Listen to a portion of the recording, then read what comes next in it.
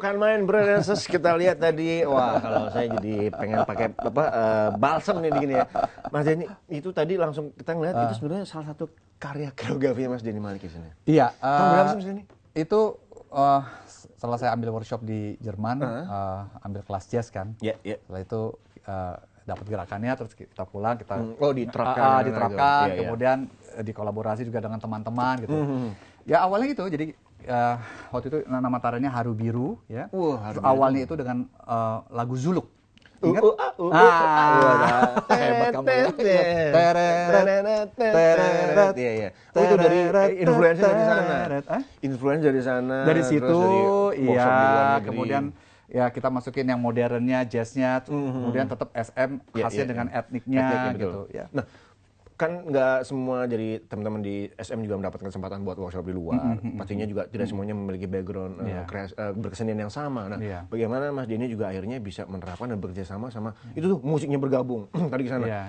Menggodoknya dibentuk di SM itu seperti apa sih proses kreatif di sana? Ya, di sana memang kita waktu itu memang mungkin permintaan show-nya banyak. Jadi memang hampir setiap minggu kah atau? Iya, hampir setiap minggu. Dulu kita bilang di luar Sawana Mardika ya. Kita juga waktu itu udah terima job-job antara ini, artinya antar disco.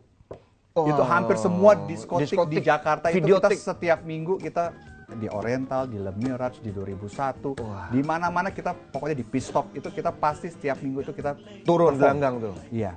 Wah itu gimana capeknya tuh ya? Jadi memang pada saat itu karena permintaan dan sesuatu yang memang belum umum, jadi ya boleh dibilang satu-satunya di Suara Mardika dan kita juga di luar SM kita ngejob. Betul. Waktu itu dikasih izin, kasih izin kalau kita untuk maksudnya pada saat itu sudah mulai menjurus ke profesional. Iya. Punya kalian masing-masing. Iya, namanya kita kalau sudah terima bayaran kan kita harus profesional. Betul. Kita udah nggak bisa bilang bahwa kita ini amatiran atau apa, nggak bisa. Jadi artinya relawan lagi. Iya, tapi cikal bakal dari Suara Mardika. Betul. Semua ilmu yang kita dapat dari Suara Mardika, setelah itu ada ya dulu mungkin IO atau mungkin koordinator gitu yang memang atau mungkin dari hotelnya atau diskonya minta untuk kita bikin perform di tempatnya ya. Nah, mulai dari situ dari mulut ke mulut gitu kan. Ya karena belum umum seperti itu gitu. Mungkin IO juga belum banyak. Nah, kendalanya Mas ini, kendala dalam biasanya kan dengan heavy rotation tour ya kan. Lagu juga ada perbarui gerakan, terus juga bagaimana mengambil sketch untuk desain baju. Apa sih kendalanya saat itu kan nggak ada internet. Betul, nah, itu makanya. Jadi mungkin apa yang membuat kita lebih kreatif karena kita harus cari bukunya ya, harus cari informasinya. Beli, nonton. Iya, kemudian dulu kalau misalnya mau lihat video klip penyanyi luar itu kita minta kiriman dari teman-teman yang kebetulan lagi di luar atau lagi di luar atau teman-teman yang di luar, stay di luar, sekolah di luar untuk dikirim gitu. Untuk lu kirimin dong videonya Michael Jackson atau Madonna atau apa gitu. Jadi kita cuma tahu beritanya saja gitu. Tapi kan video klipnya dulu ya cuma TVRI ya, belum ada MTV dan sebagainya. Jadi mau lihat dari mana gitu. Benar. Majalah juga nggak ada YouTube. Segitu-segitu juga terbatas. Iya, jadi dari buku, dari majalah terbatas, majalah luar juga kan belum banyak. Belum masuk. Belum masuk. Sensor-sensor. Kalau kita kalau mau beli majalah luar ya harus di luar gitu ya. Betul. Jadi semua oleh tuh ya. Iya, dan semua kan dulu terfilter ya. Di zaman itu semua nggak bebas gitu. Jadi ya cari referensi dari situ aja dari buku, kemudian dari teman-teman yang kebetulan dari luar, kemudian bawa sesuatu yang saya bilang tadi saya ambil workshop di luar. Iya, betul. Ada gerakan ini di luar, sekarang lagi musim gerakan seperti ini gitu kan, gerakan jazz modern seperti ini. Nah, kita latih di sini, kita kontribusikan lah ke teman-teman gitu. Nah, kalau tadi dilihat betapa kompetitif di dalamnya nih, berkreasi terus karena setiap minggu bahkan ada show gitu. Iya.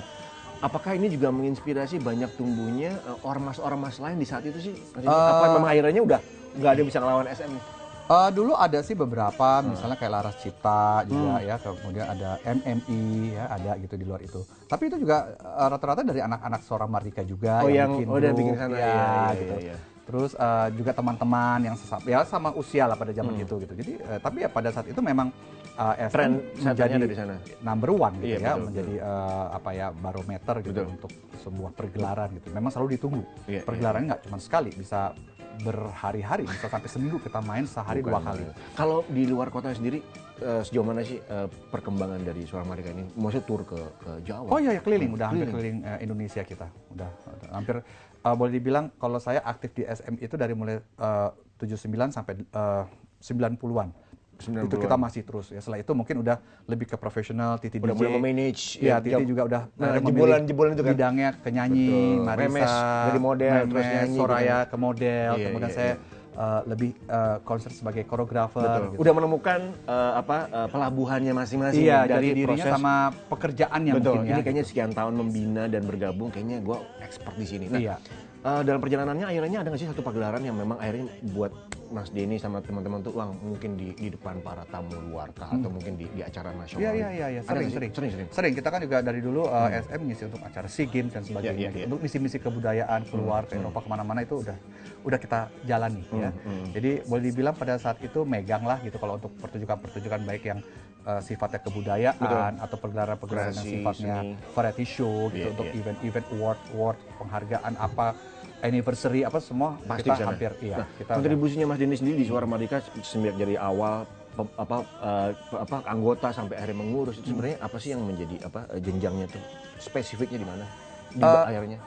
Untuk SM-nya apa untuk saya? Untuk di Suara Merdeka sendiri. Di Suara Merdeka sebenarnya itu organisasi pemuda melalui kesenian. Jadi sebenarnya Mas Guru ingin kita belajar menjadi pemuda bangsa yang organisasi masyarakat. Jadi emang untuk mengabdi kepada masyarakat. Makanya nggak semuanya SM itu harus jadi seorang seniman. Oh iya. Gitu. Jadi banyak yang memang berkarir di kalau kita di panggung memang akhirnya orang lebih kenal karena figurnya kan gitu, terlihat. Tapi banyak teman-teman yang tidak berprofesi sebagai di belakang meja entertainer gitu, tapi yang jadi dokter, yang jadi tentara, yang udah bintang 2 sekarang, kemudian jadi insinyur atau jadi maksudnya yang kerjanya yang di luar itu, tapi tetap kita masih bergerak gitu di bidang kesenian sampai sekarang. Nah, kalau dilihat satu lagi yang juga membuat akhirnya Indonesia mengenal sosok Denny Malik dalam arti yang lebih personal, ya kan? Dengan kemunculannya satu jenis jalan-jalan sore ini. Nah, itu sebenarnya lagu pergelaran. Itu bukan lagu